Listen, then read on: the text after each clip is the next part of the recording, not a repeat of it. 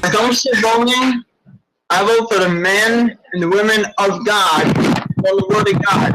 Okay. On the Word of God, then they don't get into office whatsoever. And if they do get into office, like this last idiot did, Hey, mister. promise you that, but he ain't even fulfilled one of the promises that he said. He gets in on his word and then lies about the whole 8 years he was in office for. When you become president, it doesn't like restart. Like you pick up where the other one left off. So whatever messes he made, you have to try to correlate and fix it for your presidency.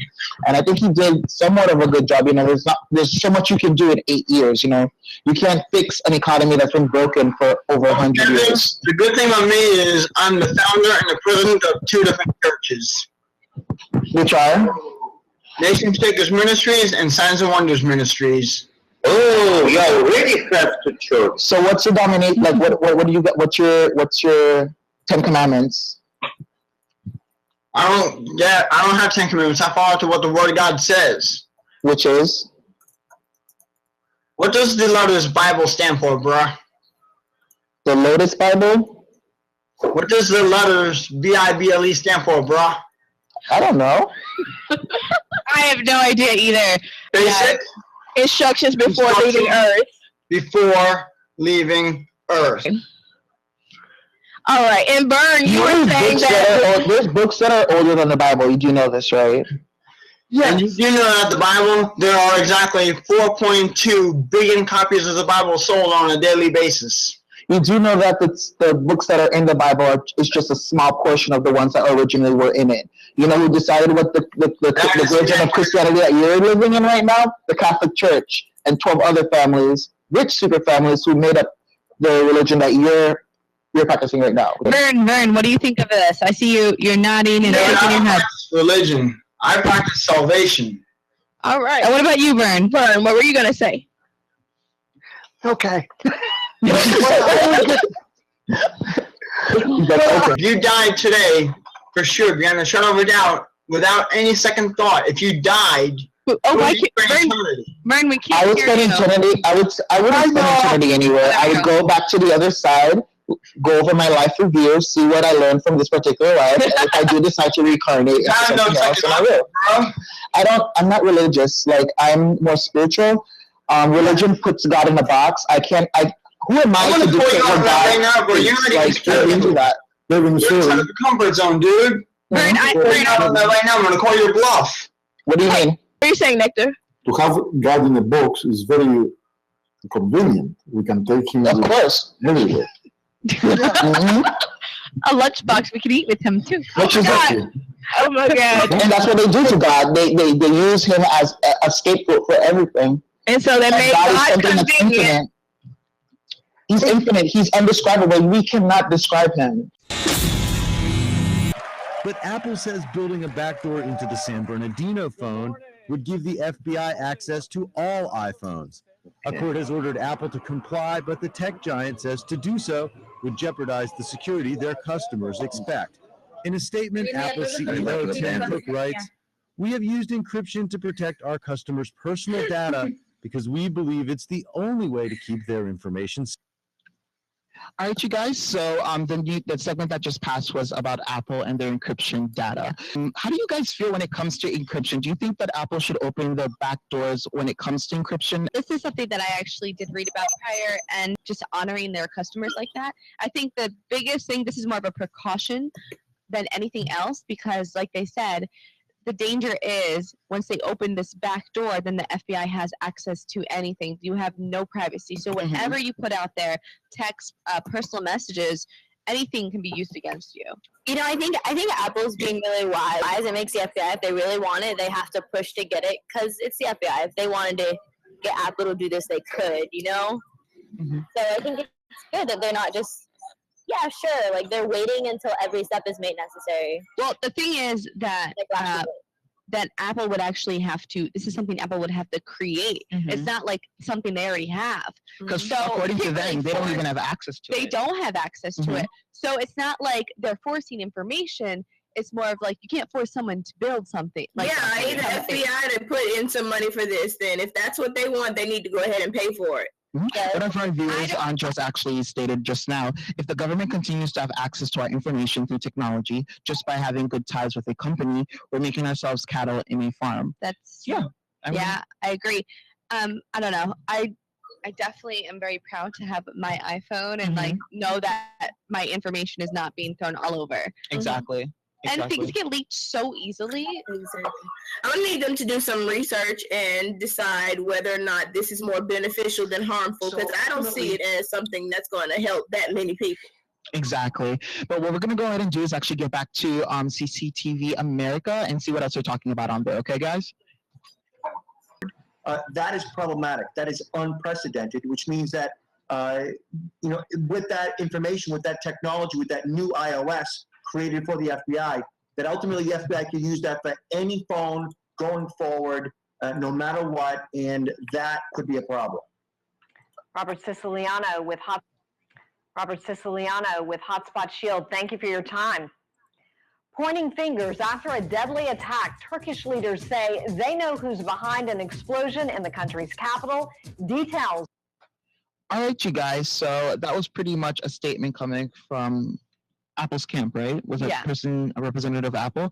So I think Apple's taking the correct precautions when it comes to mobile security, because I feel like we have to have some sort of privacy on our own. If the government does want to intrude in our mobile technologies and in mobile personalities, then let us know. Let us be aware of it. Don't let it be something where you enter through the back door, take what you want, and leave, and then not know that somebody was in your house. I mean, we all do things we regret once in a while. Could you imagine if the FBI has this and how politics would change, the whole dynamic of everything would change. Anything could be leaked at any moment, and I'm very glad that Apple's not. Look at iCloud. iCloud is a perfect example. And things are already getting leaked. You say things sometimes you don't mean. I just feel like I don't know. Did you ever think that they'd actually have fingerprinting phones? No. Absolutely. And we're so easily able to just give up our organic rights, if you think about it. Yeah. Just your thumbprint is basically the most unique thing about you, because everybody's thumbprint is different. That's so true. So it's just a lot of things that we don't think about, and we just. That's a very interesting point too. Let's see what other viewers have to say. Siobhan, what is your input on this? If you would go to that link to protect someone with a fingerprint encryption, then I understand thoroughly why they're like, no, I can't grant the FBI any access. But I'm thinking even if it really did get to that far to where they created this backdoor for the FBI would then have your fingerprint. Do you get what I'm saying? Exactly. So that would make the fingerprint useless. Yeah. Fingerprint encryption. Well, yeah, exactly. Also, I'm interested to see what you guys think of how other companies would handle the situation. So what do you guys think? The Apple's the big bad wolf. It's the company, and I feel like other companies would be a lot more submissive to FBI. I feel like Apple's a big enough company that could say no to the FBI. Yeah. You know what I mean? I feel like other small companies, even Sony, Sony's a big company. I feel like the FBI would still kind of run right through them and be like, sorry, this is what you're going to do for us. And Apple's like, no, I have rights. I can't do it, Exactly. Other companies wouldn't necessarily even have the option to say no, like Apple does. So the first thing that we can talk about is the Diversity Visa Lottery. And that's something that takes place annually. And it's open during the month of October. You would start October 1st, and this year you could apply through November 3rd, and that's something that you can do online. It's free. You can do it every year, and that is for the chance to have a green card. So that's going to depend on what country you're from. Usually UK is on that list, and you can just do that application and see if you can get a green card. So that's something I put out there. You can do that at any time, even if you're applying for another visa. So that's an easy option, but again, it's a lottery, so it's not a guarantee. The next option, if you are thinking about whether you want to come to the U.S. and you want to come and meet with people, sign contracts, and get started, would be a tourist visa or a visitor visa. And you can apply for that from your home country, and that can be good for stays of up to 6 months, and it can last for 10 years. And then also, if you are from England, there's also the visa waiver, and that is for 90 days. And you can come to the country, you just show up, you don't have to apply for it. But the downside is that if you were to stay in the US and you wanted to get a different type of visa, then you can't adjust status from there without going back to your home country, unless you're going to adjust status based on marriage.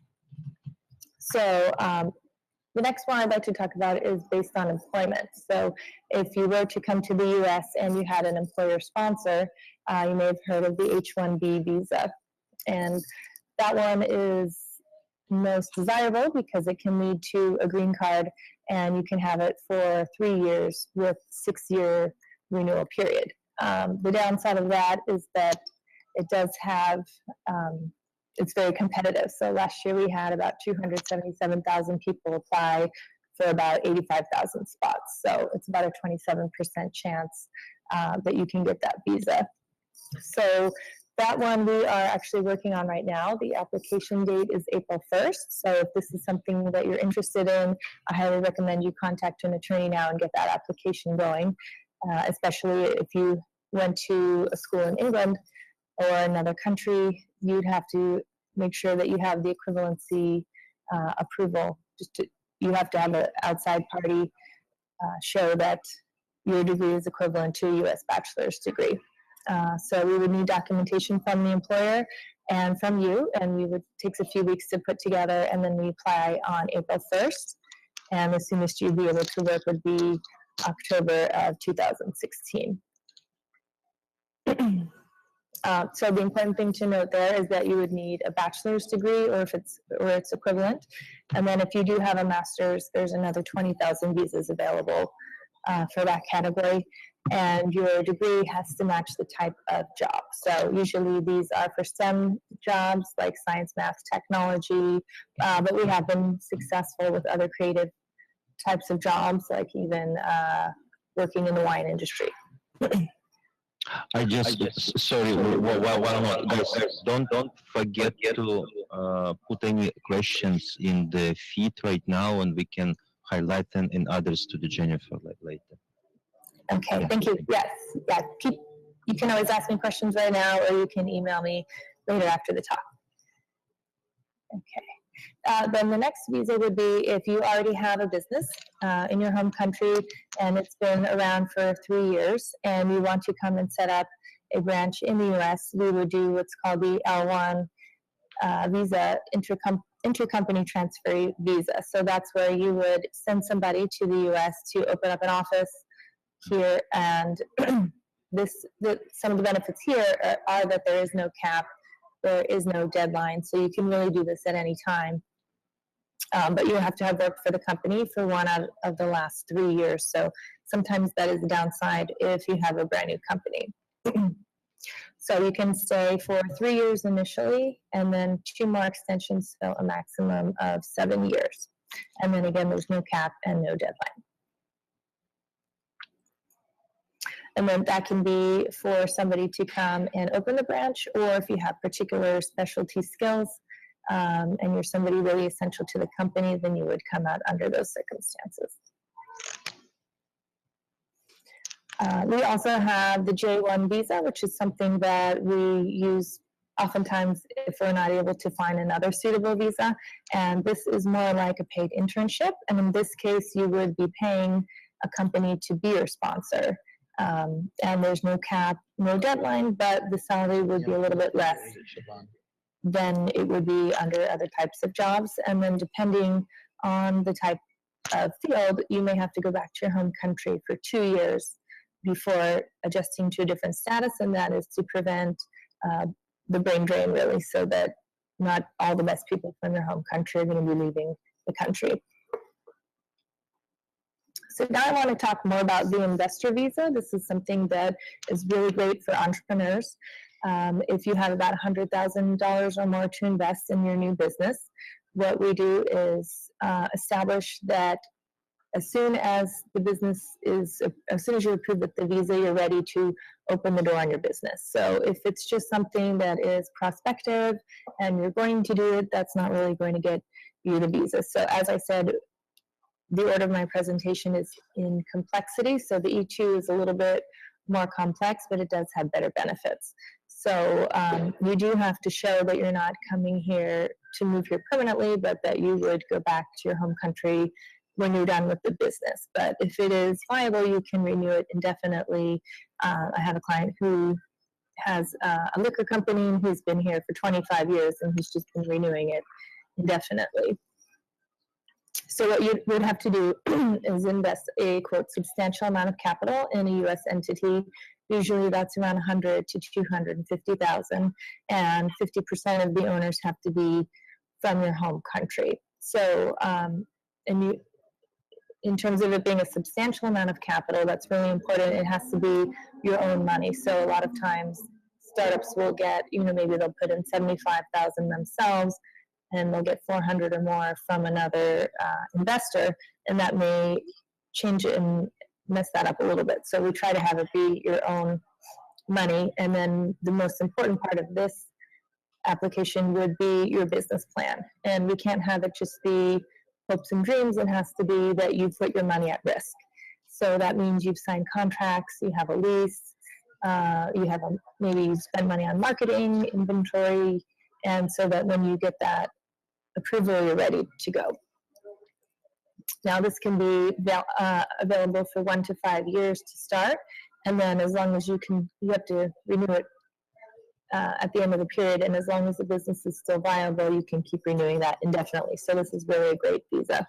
In addition, it can take about 60 to 90 days for it to go through. So this is one of the fastest paths to a green card. So as I mentioned before, the H-1B, we would apply April 1st, and the soonest you could work would be October. So that is a period of time you have to wait. Where with the E2, this is something that you could get much quicker. Another thing to note about the E2 that wouldn't apply to people in the UK is that you have to be a member of a treaty country. So if you are a citizen of Brazil, Russia, India, they're not eligible. So sometimes we have to look and see if you have dual citizenship or if you have parents from a treaty country. I said when you vote, you're actually voicing out your opinion, telling people this is who I feel should win the election, and this is why I feel they should win the election. The only reason why I either vote or don't vote, which is my prerogative, right, is I like to see who is in line with the Word of God, and if they don't line up with the Word of God, they can go kiss off. All right, and Jeff, what were you going to say? A couple things. First off, I agree with Fearless. When you vote, you choose the lesser of two evils, let's say, and you vote for Smith rather than Jones. Smith doesn't say, "Oh, I got one of Jones' anti-votes." He says, "No, you voted for me." So he will interpret it as a mandate if he gets a sufficient majority, and he will think that your vote and the other votes that he got were all because he's such a swell guy and everybody wants him to do what he said he was going to do in the election when you were actually just holding your nose and voting against the other person. Right. So there's that. But not voting is, I think, as Fearless also said, it's saying, no, I don't accept these two choices that I'm presented with. I think they are very similar. We had a choice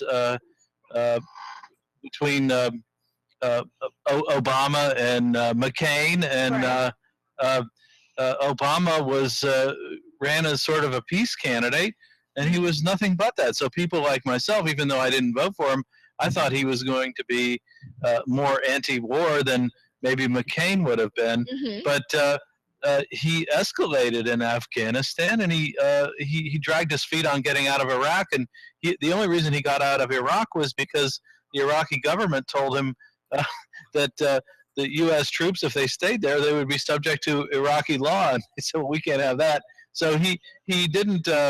He pretty much continued, if not escalated, the horrible Bush policies. And so no, I would not have wanted to cast my vote for either of those characters. And They never do know what we're they going do to get in. regardless. They literally do what they do regardless. Democrat or Republican, if you guys really look at the history of like Republican presidents and Democrat presidents, their procedures haven't really changed. They're literally like the same. They say different things during the races, but when they get into office, it's literally the same thing. They implement what the corporations are, whoever backed up their campaign, because all these corporations they don't care who's elected. They give money to all these people, and whoever gets elected owes them a favor regardless. So it's a win-win for them anyway. And Eisenhower warned us in 1961, the year I was born, as it happens. Okay. I'm an old guy. He warned us against the military-industrial complex, the military-industrial congressional complex, as he said in his first draft, that this is really, these were the folks that were calling the shots. Unfortunately, he had a lot to do with escalating their growth, but he did do somewhat of a mea culpa. But that's why, foreign policy and domestic policy really doesn't change a lot, and a lot of the campaign rhetoric is window dressing. And for intelligent people to get really caught up in that drama and overlook the fact that you're getting really two hand-picked establishment candidates, it's really something I think you have to push back on. And unfortunately, the only way you can push back on is just say no to the whole spectacle. Do you do anything else, or do any of you do anything else I do. to feel like you're also contributing to a change or some sort of reform? See something where you actually, feel proud about going out there and voting. Like, do you do anything on the side? Yeah, that would be my question. Well, how do you have stake in politics if you don't vote? Yeah. Oh no, I feel I'll say my thing and then let other people talk. But okay, I've been a 20-year activist for peace, free markets. I support educational efforts. I get online and debate people all the time. I think ideas are important. I think ideas have to come. Real change has to come from the ground up. I don't think it comes from the top down. As far as electing the next savior. And I actually think when people get the right ideas, or they learn to think critically and not just accept whatever dogmas passed on to them, that these ideas rise to the top, not the other way around. So I'm about writing, talking, thinking, and that's what I have found. I've done political activism. I found it to be wholly fruitless and unsatisfying, and I think working from the ground up is the way to go. I want to say something about voting. I personally don't vote because I'm not a citizen. I'm a permanent resident. I don't have the luxury that many of you guys have to actually voting. And here's an opinion, honestly. It's not really, and I'll tell you why I think it's a luxury, because whatever decision that you guys might take could be, it can hurt me in the future, in my future, and I don't have a say for it. Another thing is, like, you guys probably just look at voting, just presidency voting. Voting is so much more than that. When you go into depth, you actually vote for a mayor of your city, your county. That's what voting is all about. So when people don't vote, I think it's, if you don't vote, that's fine, but don't get upset when Google gets canceled in Broward County, because those are the people that, because you didn't vote, you didn't have a say to choose the people in your own district and your own small circle. Right. And I do believe voting is extremely important. You can make it. Yes, on a local election, voting holds much more sway than it does in a major election. National election, yeah. And I might be motivated to vote in a local election. A national election, we know from the Bush-Gore election that don't you say anything about Florida. Do not say anything about Florida. It doesn't matter. It could have been any place. It could have been New York or any place. That was where the final runoff was. But we know that if an election is close, it's going to be resolved by lawsuits in the Supreme Court. Your one vote is just not going to change the outcome of an election. You have a better chance of being hit by lightning, driving to the polls, than you do in affecting the outcome of the same as voting. Yeah, neither one accomplishes anything. That's my argument. But you're expressing yourself one way or the other, and they want to tell you that it's a wasted vote. They even want to tell you it's a wasted vote if you vote for somebody who can't win. So they want to even tell you, the established parties, that if you vote for a third party, that's a wasted vote. Mm-hmm. That you're, you should vote for somebody who's going to win. Well, only one person's going to win, so everybody who voted for someone. Topics, or it's anybody can participate. Anybody, Oh, okay. anybody. This is like a professional newsroom that's supposed to help any incoming online participant to maintain the conversation, to choose the best one. If someone hesitates, to help him out, to make them to overcome the shyness and indecisiveness. Products to come down to for you. And I thought it was going to be like, it comes down to the issues. But one of my friends actually said, that it comes down to her, whoever her family is voting for. She's like, it doesn't matter to me because I know that my family members are probably more well versed on the issues than I am. Kind of sounds like religion in a sense. Exactly. It's like a cult following. Well, I kind of want to Vanessa? I have a question. Go ahead, Vanessa. Okay, when it comes to, Can you speak closer to your Can you hear now? Yeah, better. Okay. When it comes to your family and when you guys have different ideals, how do you go about it? Like, at home, how do you have that conversation?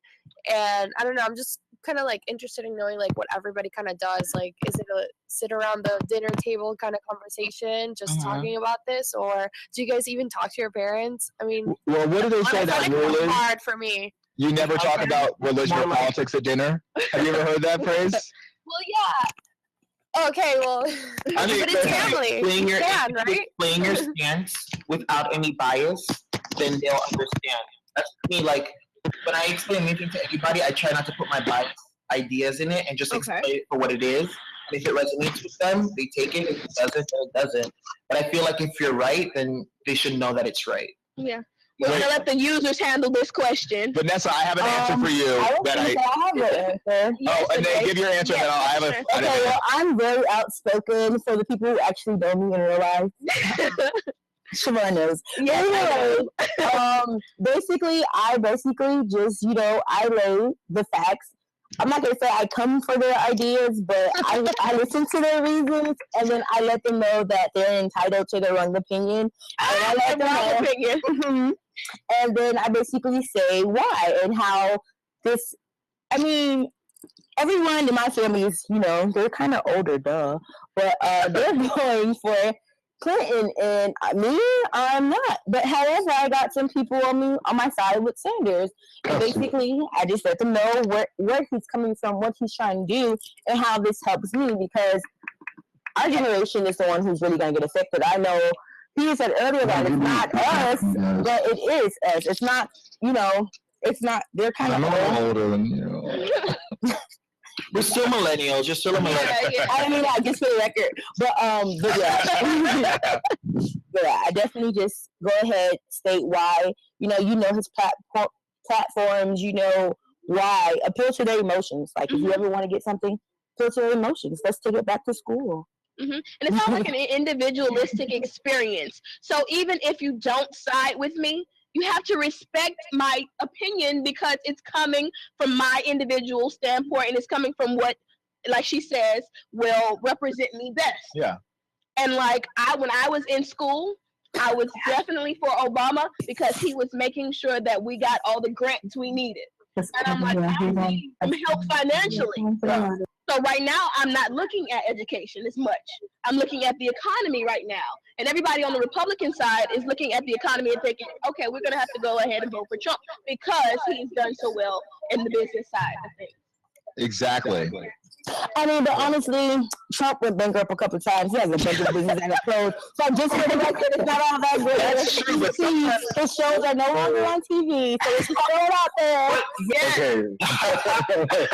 All right. Okay, so I just sort of smoked some pot with my dad, and that's my number one thing. Like, is to not feel like it's weird anymore to like bust out a joint with my From me pops. to you. Cheers. Thank you.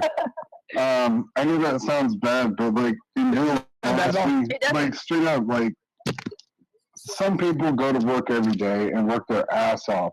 I'd rather come home knowing that I could smoke a little weed instead of drink a couple beers, because it makes me a heavyweight when I really just want to smoke a little weed and go to sleep. Like I've had a stressful day. You can smoke weed and go to sleep. You can, unless they want to fire me at work, you know. Because those surprise random drug tests. But now, honestly, that won't really make a difference because that's a state law, so that's definitely on the state and not federal. Okay. Yeah, so but state will trump the federal. Yes, it's true. But if the national level, at a national federal level, if they go ahead and legalize it, then it'll basically shut down. You know, it'll trump all states. You know? Where are you? Where are you? If you look on it, yes. Yeah, I'm in Missouri, Joplin, Missouri. Okay. Oh, okay. Yeah, I moved to down here from, yeah. I moved, I was south of Kansas City on the Kansas side, and then I moved down here for work, so. Okay. Yeah. I just posted into dintv.com feed. Wow. This website on the issues.org, and it has actually each politician's, that's especially all the presidential candidates, all their stances, their publicly stated stances on drug policy, the legalization of drugs, and on the recreational versus medical use of drugs. It's a failure, right? Like, I mean, yeah. Well, it's a failure. And, like, if you're going to be doing heroin, like, you probably shouldn't be going to work. Like, you're not going to succeed at work doing heroin. So, wait, I'm so glad you mentioned that, because this is actually what DJ Big Daddy said is actually perfectly in line with what's going on in New Hampshire. I don't know if you guys know this, but New Hampshire has the highest incident of heroin addiction in the country. So it's a huge epidemic there, and that's been a real concern that all the candidates have had to address in their individual town halls. Right. And so they've all talked about it. It's fascinating, though, because you think of people, like I know. Put that into healthcare, right? Like, excuse me? Put that into healthcare, like take out taxes and put them into healthcare and help the people that are addicted to heroin. Like, that sounds like a good idea. Like, see, and I mean, I get you, but if they legalize that marijuana, that also will kind of make healthcare go up, because a lot of insurance agencies don't even want people who smoke because you pay a higher deductible. Right. You pay a higher, so that will definitely change the healthcare. So, I mean, not young people, but a really good, strong point. I just feel like I get your sense in it, because it's like, why legalize something that has never caused any documented deaths to anyone? But alcohol and cigarettes are like the leading cause in deaths when it comes to like instances in America. So it's more or less like, why are you really legalizing this plant or this flower? Like, what's the real undertone under this? They don't. Feed, please. This is VR, and this is like 2 cameras at the same time, and they can also, it's like a mini TV station. You can, broadcast more. Let me turn to I think where this direction is heading anyway, which is the broader issue of big business and power in our political system. You, on the campaign trail, have railed against big-name American corporations like Boeing and General Electric and Walmart, but some big businesses in this country have also been part of advancing progressive goals, like the nationwide initiative to expand employment opportunities for veterans. That was all about cooperation between the Obama administration and some very big businesses. The Affordable Care Act, some of the thorniest problems in that bill were worked out in cooperation with big business in order to accomplish progressive goals. Could you work with them, or have you made enemies of big business in this country with the way you've approached them in this campaign? Of course I could work with them, but let's be clear, when I talked about Boeing and I talked about General Electric, what I was referring to is an outrage. I suspect the Secretary agrees with me. Right now you have a loophole such that these guys are putting their profits, multi-billion-dollar profitable corporations, putting billions of dollars into the Cayman Islands, Bermuda, and other tax havens. And in a given year, Rachel, after making billions of dollars in profit, you know how much they're paying in taxes to the United States government in a given year? Zero. Now explain to me how that makes any sense at all. So what I have said with regard to Boeing and GE and other multinationals that pay zero taxes, you know what we're going to do? We're going to end that loophole. They are going to pay their fair share of taxes. We're going to use that money to rebuild our infrastructure and create up to 13 million jobs. Can I work with corporations? Are there good corporations doing incredible cutting-edge research and development? Absolutely they are, and we should be proud of them. But on the other hand, there are many corporations who have turned their backs on the American worker, who have said, if I can make another nickel in profit by going to China and shutting down in the United States of America, that's what I will do. I will do my best to transform our trade policy and take on these corporations who want to invest in low-income countries around the world rather than in the United States of America. Senator Sanders, thank you. And with that, we are We'll be right back, and we're going to get to trade and a lot of other issues.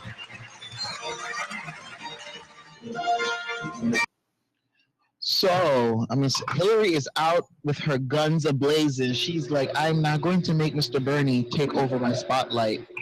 I'm head bitch in charge. And she's like avoiding questions, dodging bullets, making sure she answers everything correctly. I love her answer to. Answering I love the her question. answer to.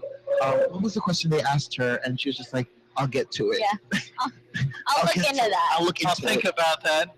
Yeah, give me a moment to think about a way I could dig myself out of the hole that you recognize I'm in. See, I bet she's just like, I wish I could say what Bernie's saying right now.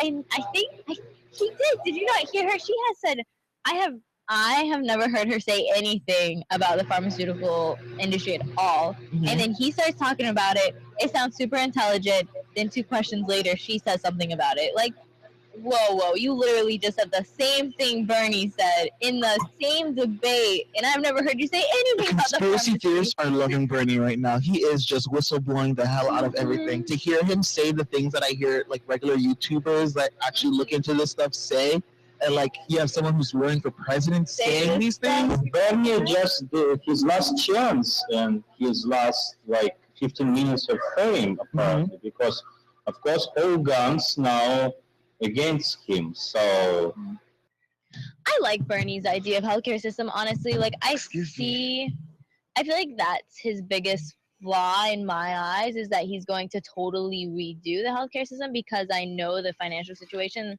that's going to further put us in. So, Hello, people. We are in debt. How do you expect taxes to be lower each year if we're in debt? This makes no sense. Yeah. You need to think with your brain and know that this is not happening. Like, you have to know that you're gonna have to end up paying more. But the thing is, let the people that pay more make that pay more group expand to the 1% and not just to the middle class, who ends up having to pick up the slack from everybody else, because they're pretty much holding the economy together so it hasn't collapsed yet.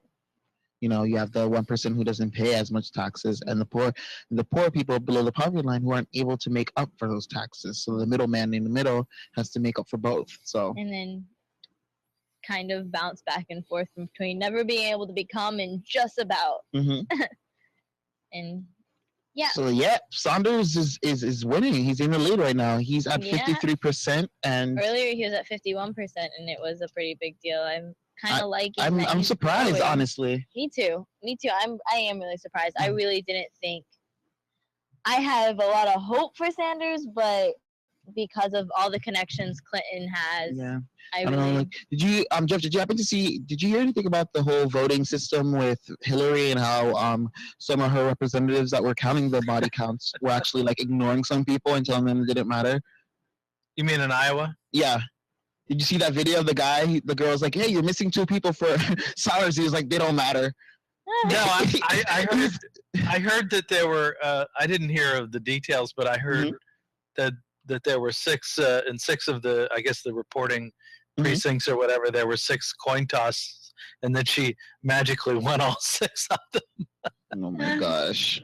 And that the odds of winning 6 coin tosses are 1 in 64. Yeah. So next time you go to the track, take Hillary with you, or or buy the track, buy the track so you can reprogram to make you win. Like, So anyway, yeah. I mean, Hillary needs to really pull some punches tonight because people are swaying towards Bernie. Grandpa Bernie is winning the people over, you know. Especially, I feel like tonight, I'm liking what he's saying. I feel like he has a lot to say, and it seems solid. And because now that I think about it, the only person in the Republican Party that I hear talk about corporations or like people selling out to them is Trump. Everybody else, I haven't heard them say anything when it comes to corruption or like anything like that. And I think that's why a lot of people like Trump is because he stands out from the Republicans so much, because the rest of the Republican Party doesn't talk about these things. What do you think, Jeff? Oh, well, as far as Hillary Clinton, I think she's just as crooked as Bill Clinton was. But she doesn't have the charm.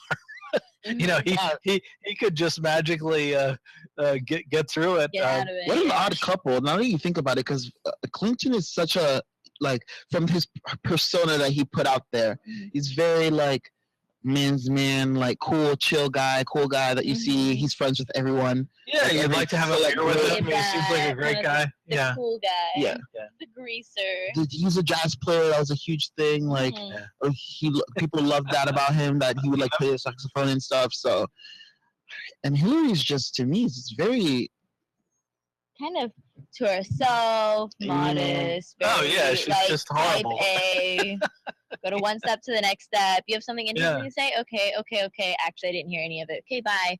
I think Michelle Obama was a very good first lady. I think. I think she was good, like socially. I mean, I don't mean like with really hard hitting, like like really policies. No, it was more like cute little, like, let's get our kids healthy. Like, stop eating. Yeah, stop. Got to get rid of all the fat kids. Yeah. I think she was a great That's just an opposite. honestly. I actually think I like Michelle Obama more than I like Barack Obama, just because I think she's just been really good at her job to be kind of seen but not heard. Right. Like, she's like involved. I haven't heard anything bad about her. Only like when reporters, like, I think there was once where a reporter described her as a gorilla. Like in, I think in Colombia, they were like playing a clip of her, and the lady said she looked like a gorilla, and she got fired all the way in Colombia. Like, that's not very nice.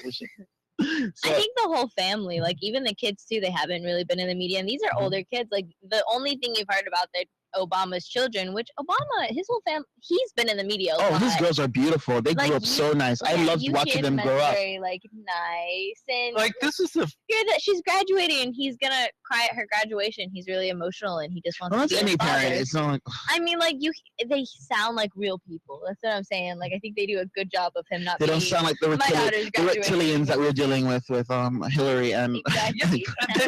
They've really kept their kids out of the limelight. It seems like, because I know this is not scientific, but I did crossword puzzles, and I always knew the names of the Bush children and the Chelsea Clinton and all of that. But like they'll be like Clinton's daughter, and I'm like, I don't know their names. You know, Chelsea, right? Well, I'm sorry. I'm sorry. I meant Obama's daughter. Oh, okay. Yeah. Yeah, like I don't know their names. I don't know much about them. The only She's thing only had I've one heard about scandal. them is that she's graduating. She's only had one big thing, and I think they took a picture of her at some frat party, like orientation that she went, like she was visiting colleges, and I guess like when you visit colleges, the tour guide will take you to like the different frats, and I guess they caught a picture of her like near a pong table, like a beer pong table at the frat. Well, I think that the Bush girl. No, it was Malaya. But like that doesn't bother me. It's like, I don't care. Okay, I don't care. Like for one, that could be water pong. That doesn't have to necessarily be alcohol, because that's a waste of money anyway to put alcohol in all of those cups. For two, if you're drinking, then okay, cool, you're drinking. And then you just go.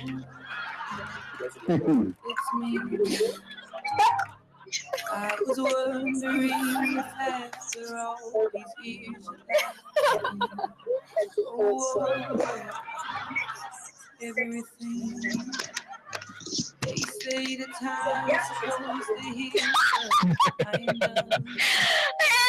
Peter, just Oh, it gets better. No, it gets better. No, You it have gets to so much better. ask We for can it. only show 30 seconds or we have to pay them. I'm gonna put the link in the DinTV.com feed because it's really funny. So can we talk about how Adele told Trump not to use her music anymore? Isn't that it? How can she solve that problem if she can't play her song? He's like, I did not give you permission, sir. Oh my God, I thought that was the best. I'm like, Adele, she is my spirit animal, even though she's not an animal. Okay. Hey, Eddie said that on Periscope. Thank you for joining us. You're missing. We just played an Adele clip. We're talking about. We're following up with the Republican, the New Hampshire caucus and Republican and Democratic results.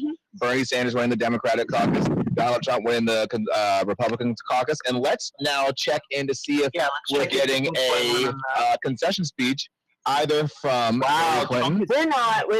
We're not yet. No, I will let you guys know, but we are not. Well, in the meantime, we still have Trump with 34%, John Kasich with 15, Bush with 12, Cruz with 12, and Rubio with 10. So again, the bottom three are Christie, Fiorina, and Carson. Going into South Carolina. That's so sad. I think Carson needs to drop out the race. Carson need not have run, but don't get us started. Ooh, Eddie on Periscope said F Carson. What? Tell us how you really feel. Guys. That is not, those do not represent the views of DinTV.com, but we do support everyone's individual right to expression. Exactly. So you guys, ideally, what topics do you want the candidates for the Democrats and Republicans to actually touch on? Because I feel like they haven't touched on a lot of the things that the people want to hear.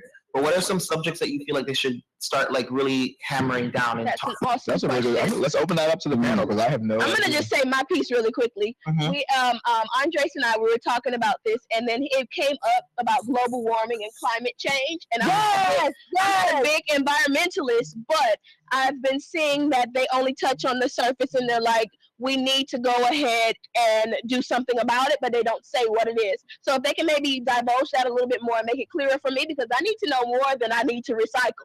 Well, how can I help? How can I decrease my footprint? More than recycling.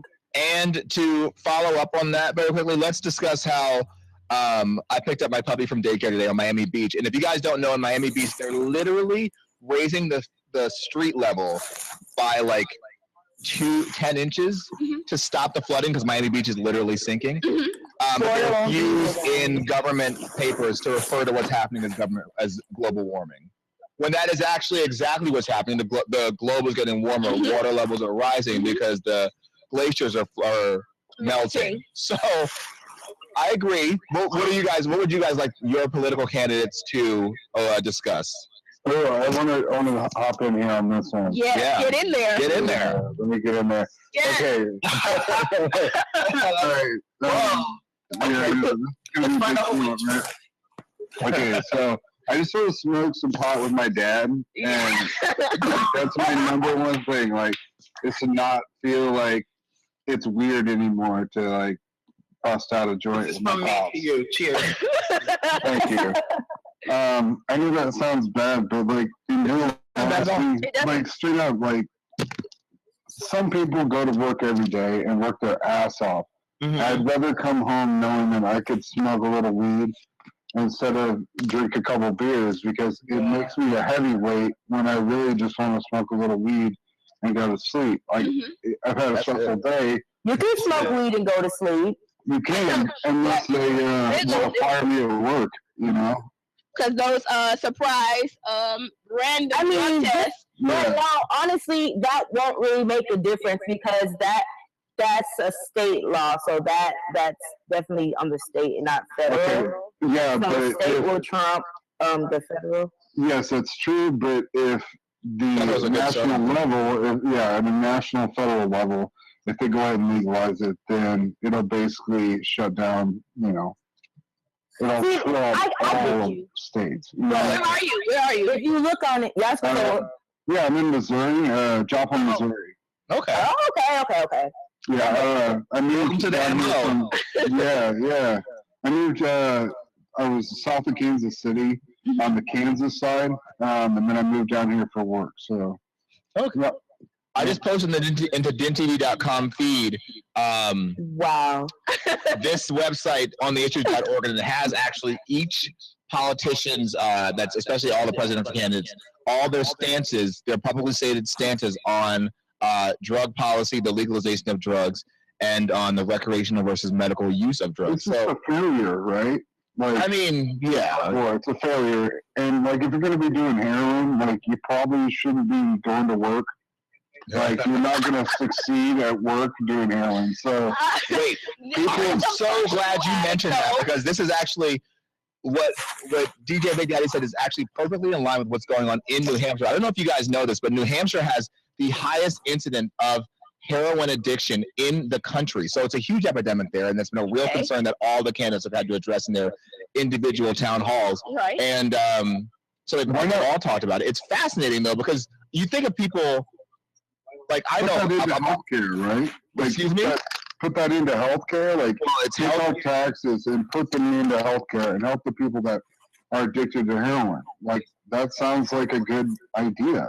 Like, see, and I mean, I get you, but if they legalize that marijuana, that also will kind of make healthcare go up, because a lot of insurance agencies don't even want people who smoke because you pay a higher deductible. Right. You pay a higher, so that will definitely change the healthcare. So, I mean, I get you, but it's not a really a good strong point. I just feel like I get your sense in it, because it's like, why legalize something that has never caused any documented deaths to anyone? But alcohol and cigarettes are like the leading cause in deaths when it comes to like instances in America. So it's more or less like, why are you really legalizing this plant or this flower? Like, what's the real undertone under this? They don't legalize it because they are not the ones behind it, so they won't get the money and the income from it. So it doesn't benefit them. Yeah.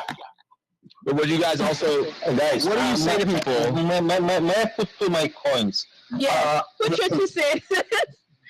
Maybe it seems for me, maybe I'm wrong, pardon, but does it seem for you that you just were manipulated by one idea?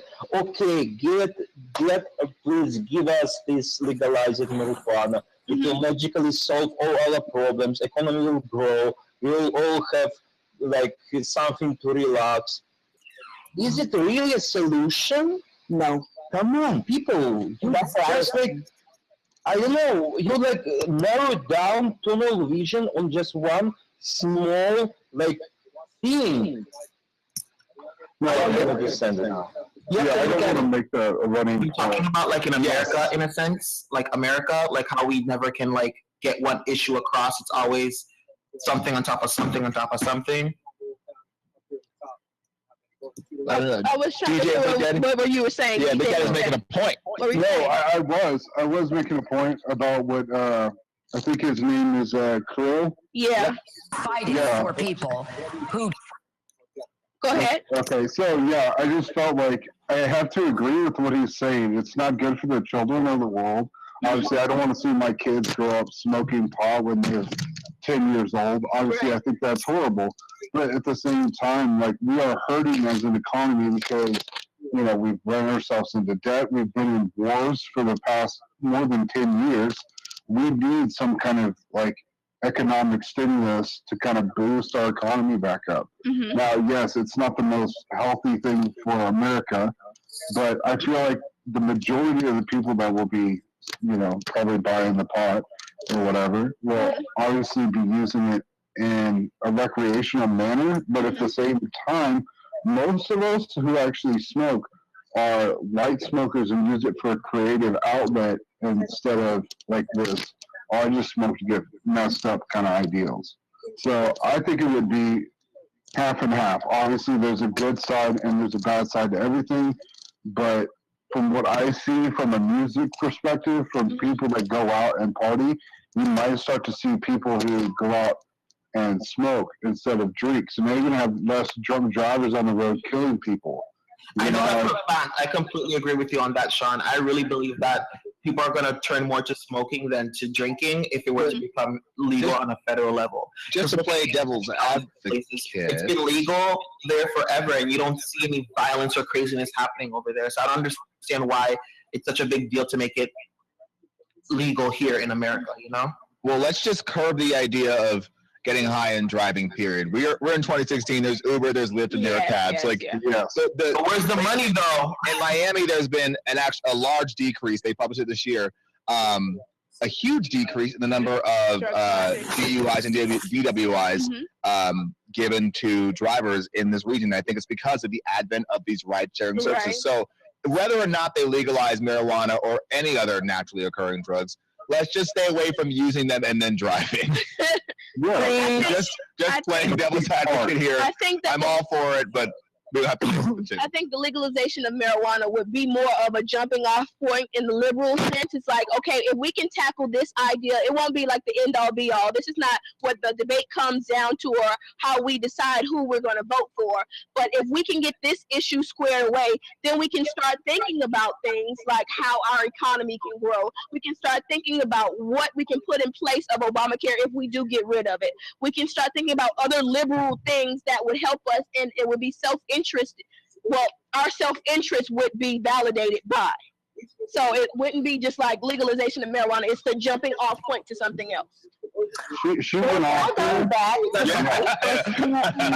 like she went off. It's scary for them because it's like, okay, we legalized marijuana and the world didn't end. What happens if people start wanting to restructure other things in the government? We lost all control over the people. Kevin, Pedro, we're with you, but you gotta put the headphones on, brother. Yeah. we are riding this wave with you, but you need headphones.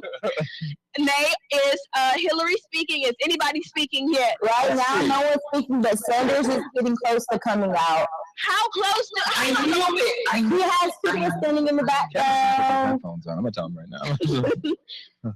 Well, look, you know what? Let's give Sanders, first of all, shout out to OG Queen on Periscope. Let's give Sanders the benefit of the doubt. He's in New Hampshire having the time of his life at the size of his win. So let's. Yeah, he's like over 11,000 votes ahead of Clinton right now, so that's pretty good. Exactly. But I mean, that was to be expected. It was, but hey, whatever. Blabbers, do you guys have any? Oh, we got the Studio Zoo at Gmail.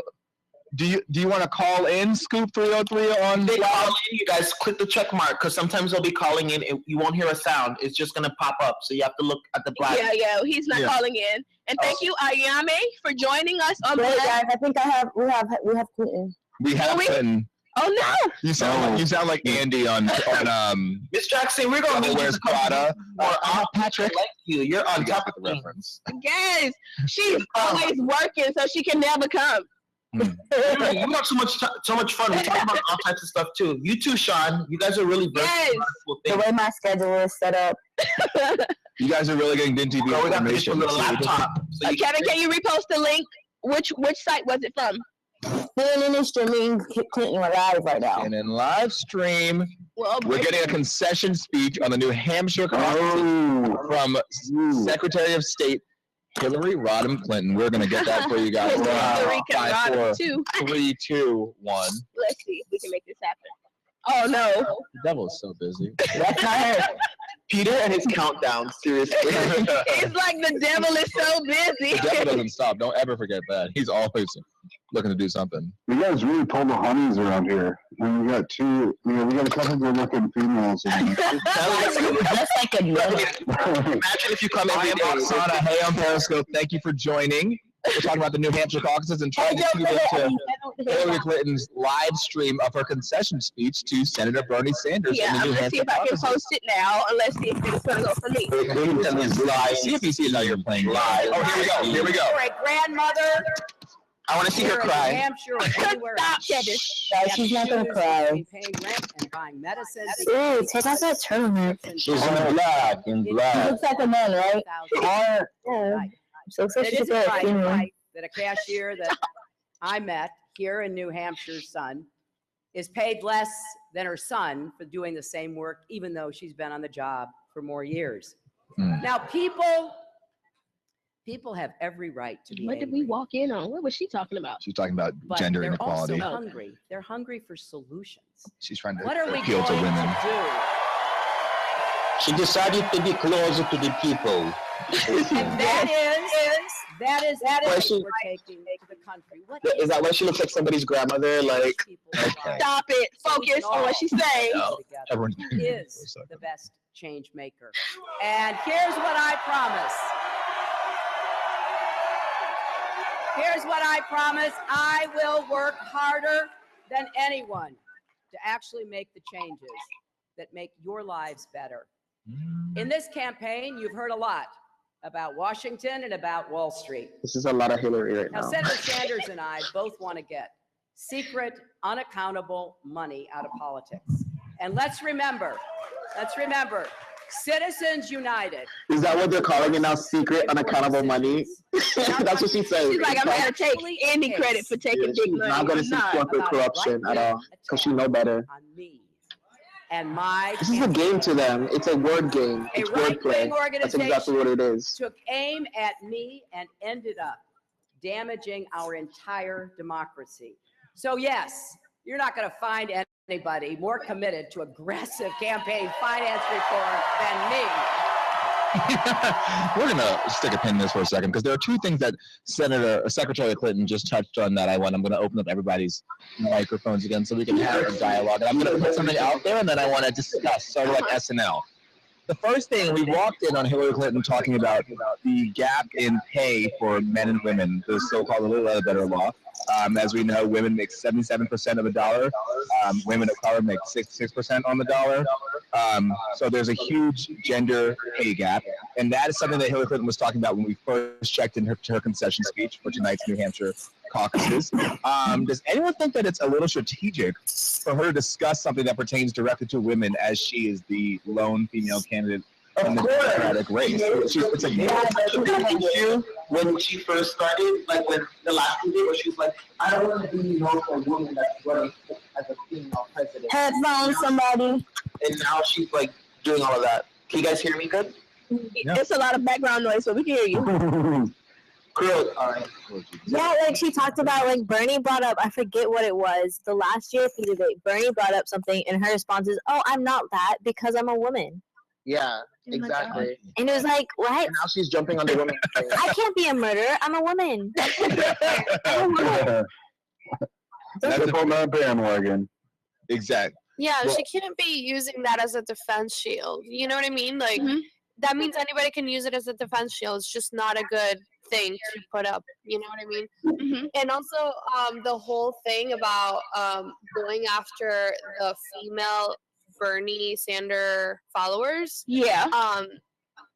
Wasn't it her rep? Oh, we lost the feed. I lost the Talking feed, yo. about we still have the feed. No. boys and stuff. I thought that was horrible.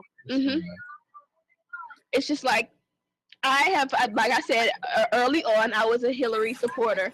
And I'm like, all of these things are slowly catching up with her and it's being like recognized to me. And I don't think it's a good approach to say, you know what?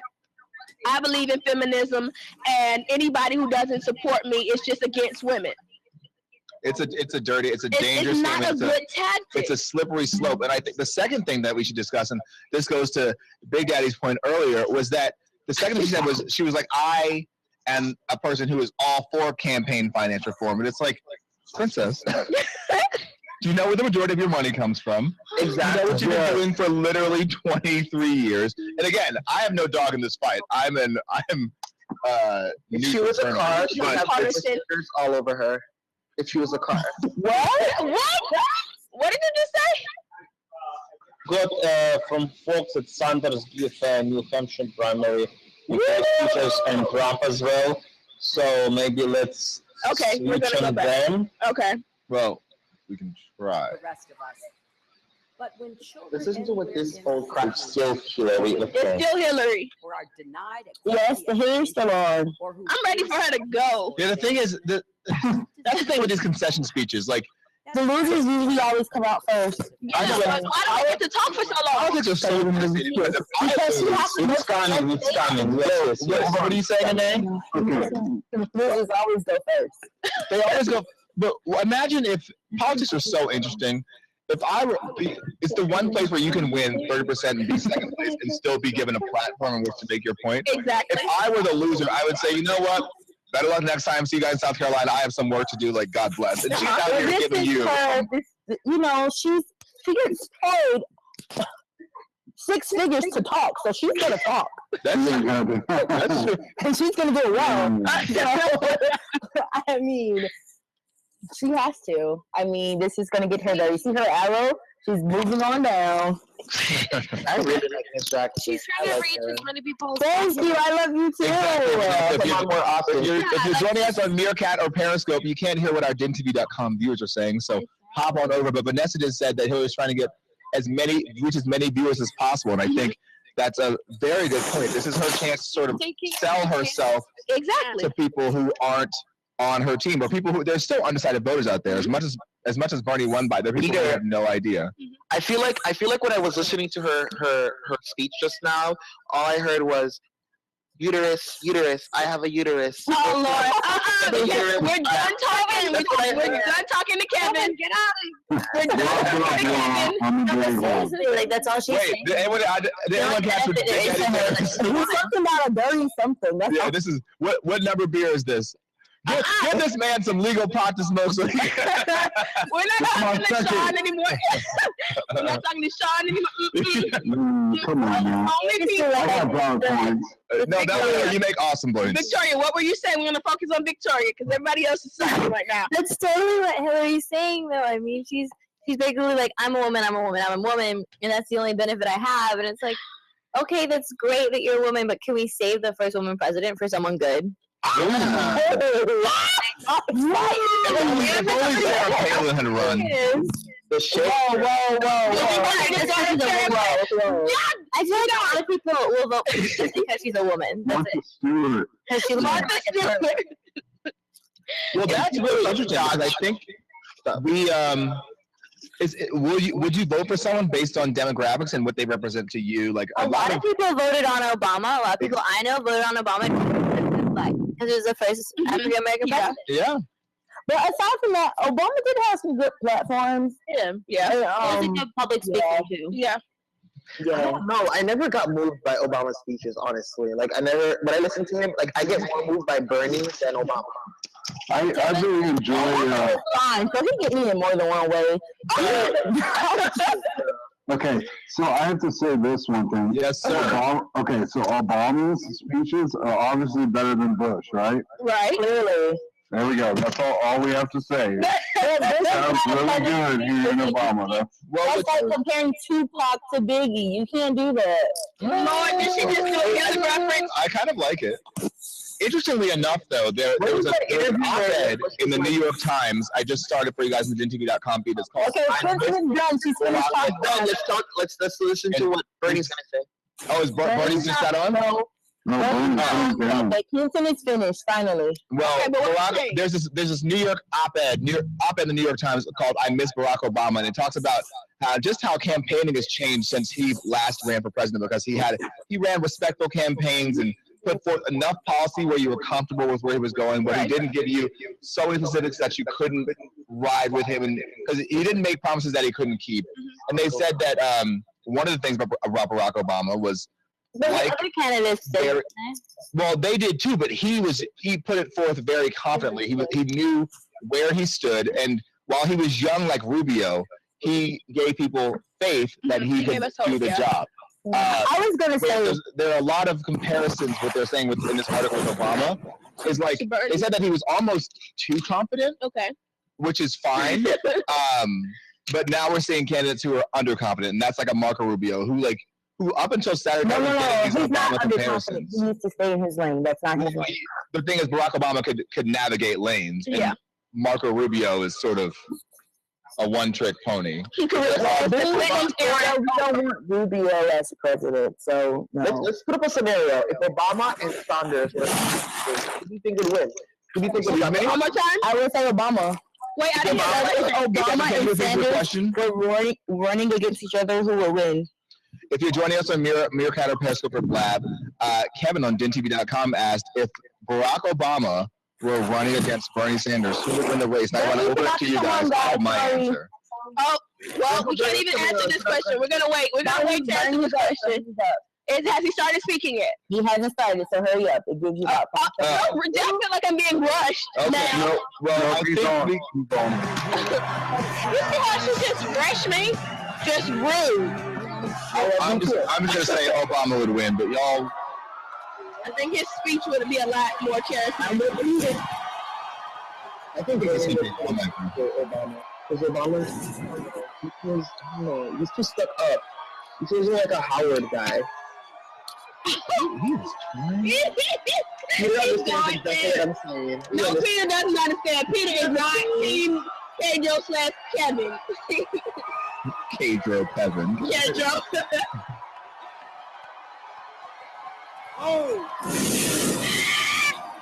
If you're joining us, we're about to watch Senator Bernie Sanders' victory speech in the New Hampshire caucus. He won the Democratic primary in New Hampshire, neighboring state to his state of Vermont. Here we go. Thank you, New Hampshire. He won by a lot, too. Yeah. Shortly after. How much did he win by? I know he was 58 and Hillary what? Hillary was 40, I think. Very gracious. Yeah, she was 48. Yeah, she was 40. I'm looking at it on the Gen Live screen. Congratulate her and her supporters for the vigorous campaign they ran in New Hampshire. Hi, Youngest in Charge or Meerkat, come over to GenTV.com and chat with us live. And we're right now watching Sanders' speech, his victory speech for the primary. He's pretty old. He is. Oh my God, that trouble. Matter. Look at Congress. There's guys in Congress who are older than him. They're not really capitalized. He could have stayed in Congress. I think he's the perfect face for America. Our honestly. volunteers I feel like you're going a little far, but okay. Made phone calls and knocked on His ideas, like they're so like he's trying to make moves. Gotta open up that 1% and make it. because of your energy. Thank you. How about Pedro for president? But his real name is Kevin, by the way. And I want to thank Yo, you. I would legit like executive order marijuana. No, I was making reference on Napoleon Dynamite. Oh yeah, I saw that meme going around. For Pedro here. We have sent the message. You just said Pedro over there. Will echo from Wall Street to Washington, from Maine to California.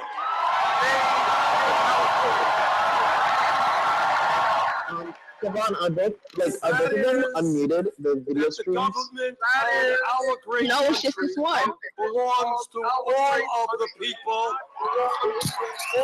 and not just a handful of wealthy campaign You guys need to move the other stream. Yeah, there's something. Someone is. Yeah, somebody. It's not the other stream. It's somebody else. Everywhere, yes. And we broadcast any breaking news from anywhere, just from any place. So there is no place to hide anymore. But you can deliver. No. It's something you share it. Something different. This is life. Yes. Oh, okay. Now. On the issue of citizenship, Donald. Don't take a fight with Donald. On the issue of citizenship, Donald. I'm not going to use your mother's birth against you. It wouldn't work. I mean, definitely. I mean, I shouldn't be able to go to Walmart, buy my sweet potato pie, and then go down the aisle and buy a gun, AK-47. Like, that's definitely not. Yeah, that's a really bad idea. Man, give me a great country and charge me a little bit more. That's okay. I mean, I got a real big problem with the system that we have right now. If you come in, you're going to pay $300,000-400,000 for your kid to go to college.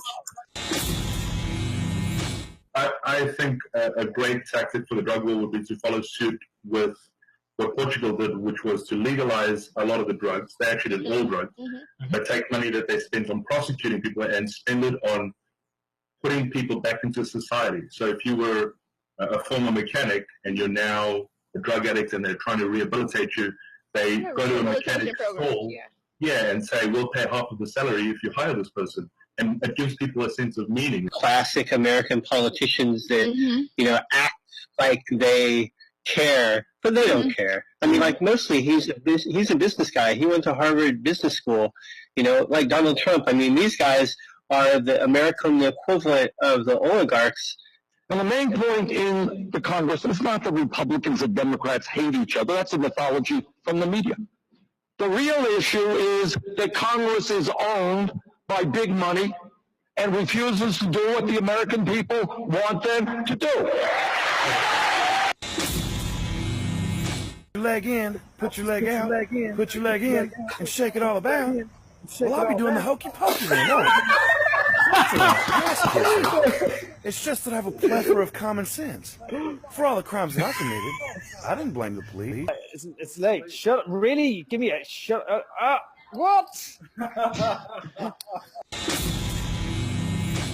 I feel that people approach politics in much the same way they approach religion, in terms of having faith in a candidate or sort of projecting their own ideals onto a candidate. I think they do the same thing with God. I think they look at the universe and try to anthropomorphize it and create this narrative where there's this benevolent person who's going to take care of you. I think people do that with politics as well. I think there are a lot of similarities. That I don't think everybody necessarily thinks that way, but I think there's a lot of commonality between the two. Yeah, in this state, it's definitely something that's allowed. Anybody who's in their backyard, they're allowed to go ahead and shoot a gun if somebody's invading their property. That's scary. How do you go out in the street? Oh, actually, you know?